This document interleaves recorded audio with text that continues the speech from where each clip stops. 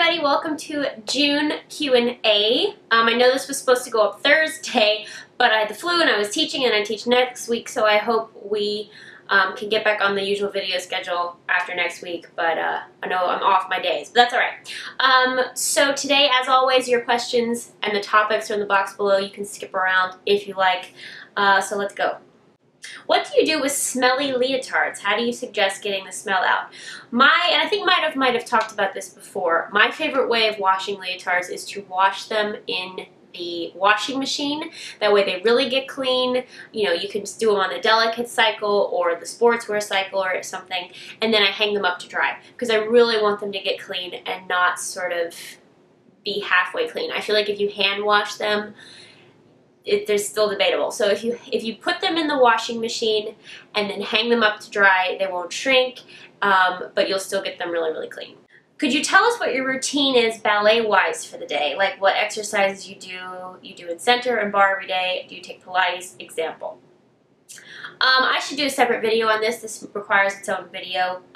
This week's podcast, which I'll link below for you guys, I take you through a typical day of a dancer.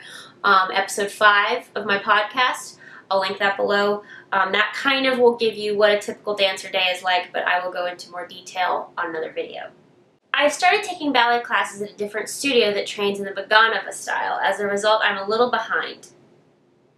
The problem is that there are girls who have studied at a professional school and they make comments about my technique and weight during class. Most days I brush it off, but sometimes it really gets to me. Any tips? That's really difficult. You have to put up with catty people everywhere you go. You have to put up with students who will give you a hard time. But I think the thing to do, and this is a lot easier said than done, is when you're in ballet class, you just have to kind of put the blinders on and not worry about what other people are saying. You know, I used to have people talk about me all the time when I was younger. And you know, if you start to focus on them, you're wasting energy that you could be spent on you. But I know it's difficult. I know that they just want to play mind games with you, and so you have to kind of figure out a way to sort of reframe it. Maybe they're jealous of you. Maybe you're not as behind as you think you are. Maybe you're, you know, doing better than you even realize. So I would, as hard as it sounds, it's not the answer you want. Just really try and ignore it and just try and focus on why you're there and what you need to do and focus on your technique. You know, it's just a matter of living through it. Anybody who is older now has lived through it, whether you're a dancer or not. You know, hateful people, mean people. And it's just one of those things that there's never really a magic pill for. You kind of just have to focus on you, reframe your thinking a little bit, and know that, you know why you're there. You're there to improve your technique. You're there to dance. And so really try and focus on that instead of the negativity. A lot of you are asking for, I'm reading the comments from the last video when I said ask your Q&A questions. A lot of you have technique questions. Those are all, you know, how do I do this properly? What's the difference between this and this? Those require their own videos. It's very hard for me to answer technique questions in a Q&A when I don't, you know, it's just so much easier for me to do a technique video on it. So if I don't answer your technique question, it's because it requires its own video. My teacher doesn't like me. I think it's a personal matter. He's very demanding with me more than the other students, and I don't want to leave his class because he's a good teacher. What can I do? If he's really demanding with you, he might actually like you. He might be pushing you because he knows you can. There was a teacher I thought hated me at SAB. Totally hated me. He was always on me. He was always whatever. And then I got to the company, and he was one of the very first people to give me a big role. So it could be that teachers are often very hard on you if they know you can do it. And it just might be his way, you know. Instead of acting like he likes you, he's going to push you. And he's going to, you know, kind of get more out of you because he knows you can. Now, if he's being mean or cruel or, you know, making cruel and sort of backhanded compliments, that's another thing. But if he's pushing you and says, come on, come on, come on, more, more, more, that's because he probably knows you can do it. But if it's a mean thing, if you feel uncomfortable, if you feel like he's being degrading, then I would maybe talk to somebody about it. But I think students, nowadays especially, misinterpret cruelty with wanting you guys to work hard. When I was younger, we were pushed. We, did it without second thought.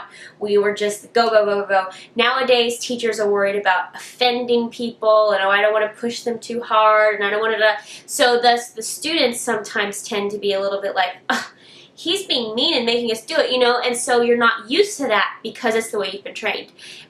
So unless he's being evil and cruel, I would just say it's probably because he knows you can do it and he wants to push you and make you a better dancer. You want to know, I was wondering if you had any tips on how to stand out and make a good impression in a placement class at a summer intensive. Great question. I know you guys probably are going to be doing placement classes very soon. The most important thing to me as a teacher, if I'm going to look at students to place them in levels, it's not about dancing your best. They just want to see where you are technique-wise and ability-wise. My biggest thing is do every arm and head they tell you. Make sure you listen very, very closely. If you're off doing your own thing, that's not going to go well in a placement class. Make sure you are on the music. I cannot stress this to you enough. If you are not on the music, you look very unprofessional. And the more you're on the music, the more dead on the count you are, the better you look, even if you're not a perfect dancer. If you are on the music, you look professional. To me, that is one of the most frustrating things as a teacher, is when a student is off the music and they're not hearing it and they're not, it doesn't resonate. So that to me is one of the most unprofessional qualities a dancer can have. So the most important thing is to listen, do the combination exactly the way they gave it, and make sure you are on the music. It is so, so important. Specifically, those of you at SAB. At SAB, they stress musicality above all else. The music is your guide, so is the company. So if you want to do well at the SAB placement class, be on the music. A lot of you are asking about my ballet class music. Will I make it on iTunes? Will I make it downloadable? How will I do it? Guys, I'm working on it. It is just one more huge project amongst everything I'm doing. I do work on music probably several times a week. I'll work on a piece. It's coming. I know you're waiting for it. I'm just trying to do it right. I'm trying to not put a CD just to put it up. I have a plan in my head. I want to stick to that plan. And after I get done teaching next week, I'll have some time and I'm going to work on that. It's one of the things I'm going to work on. But the music is coming. I will make it downloadable on iTunes, I promise. So just hang in there on the music. How do you keep your makeup from sweating off during class or performance? Great question. We use a lot of powder, a lot of setting powder. Unlike the sort of day looks I give you guys on here, where I say just powder your T-zone, for the stage, I powder my face till the kingdom come. So, and New York City Ballet dancers also use pancake makeup. I will do a little more in-depth stage makeup tutorial soon. A lot of you are asking that. But the pancake makeup actually doesn't show sweat or redness, the particular makeup we use. And then it's water-based. You put it on with a sponge and it dries, and then you put powder over it and you literally look like a Barbie doll. Like, you cannot see sweat, you cannot see redness. It's amazing, really. So it's probably that we're using theatrical makeup, which most ballet schools don't, but companies do. You'll use a lot heavier makeup. So it's more the kind of product you use as opposed to how to apply it. But I would recommend a lot of powder for performances.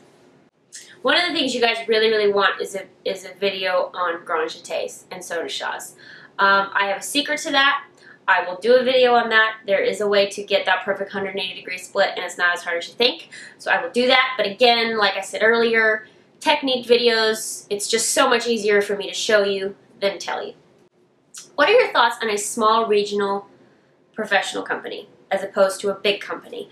I know a lot of people who are in a small regional company and absolutely adore it. There's not as much pressure, there's not as many people, and that's when there's not as many people, you get more opportunities to dance bigger roles. Some regional companies don't even have a ranking system. It's just the company artists and then maybe a group of apprentices. So there's no principal, soloist, corps, etc. in some regional companies. In many regional companies, actually. I think they're great. I think a lot of regional companies are actually up and coming nowadays. You're hearing more about them. You're seeing big-time dancers maybe go to a smaller company. It's a much more family atmosphere from what I know, but it can also be harder because you are around the same 20 people all the time as opposed to, 100 like at New York City Ballet or 150 at the Bolshoi or whatnot. But I think they're great. If you are more concerned with getting opportunities to dance and you're not sure how you would fare in a big company, a regional company is fabulous. It might be a little bit more difficult financially because they don't have the big backing of major companies, major brands, major organizations like a big ballet company would. But I think you might have a little bit easier of a schedule, a little bit calmer schedule. You'll rehearse more because you'll perform just as many ballets, just not as frequently. So I think there are pros and cons to both big companies and small companies. So I encourage you guys to not have your blinders set on, like, I have to be in one company, I have to be here, because sometimes that can back you into a corner, and then if that doesn't happen, then what do? Open up your possibilities. You might find that you get into a small regional company, you flourish there, you get to dance every role in every ballet, and it could just be amazing. So I think regional companies are great. Everybody, a couple of the things you want to know: my height, 5'5". I'm 5'5". I was 5'4" up until about a year and a half ago, and then for whatever reason, I grew. What do you do with your old pointe shoes, and do you still have your very first pair? I wish I did. I don't. At least maybe my mom has it somewhere. I don't know. But my very first pair I wore were Repettos, I think. And they were like, literally like bubblegum pink. Because the Repettos at the time were like really pink. And I remember going into the store and was like, I want those because they were so pink. What do I do with my old shoes? I sign them and sell them. I'm going to be selling some on Etsy very soon. I did sell them through Ballet in the City, but if you didn't see my posts on Facebook or Instagram, the Ann Arbor performance is not happening due to some business issues. So I will be selling my own shoes now. So I'm going to probably start my own Etsy store and put them up there because a lot of people want my signed pointe shoes.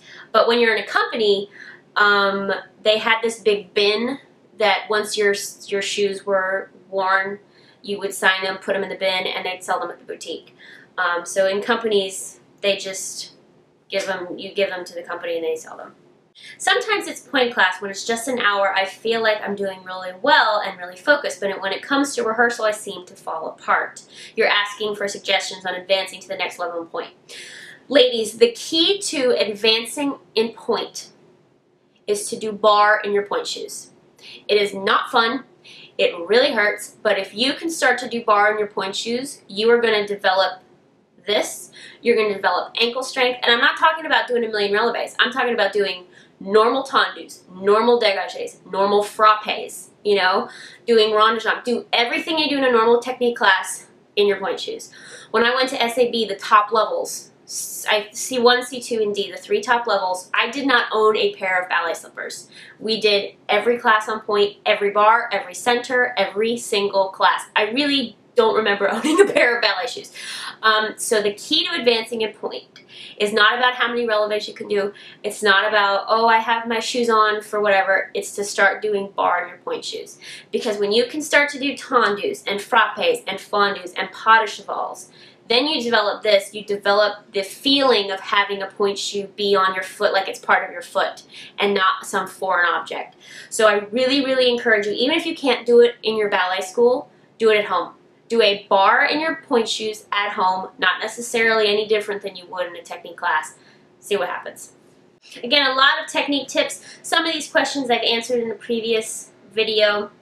So if I didn't answer your question today, that's probably why. I will link my entire Q&A playlist below for you guys. I list every topic under every video so you can go back and see if I've already answered your question. Because I kind of want to keep moving forward in these Q&As now instead of sort of answering the same ones. But I've done a lot, so I will link that for you.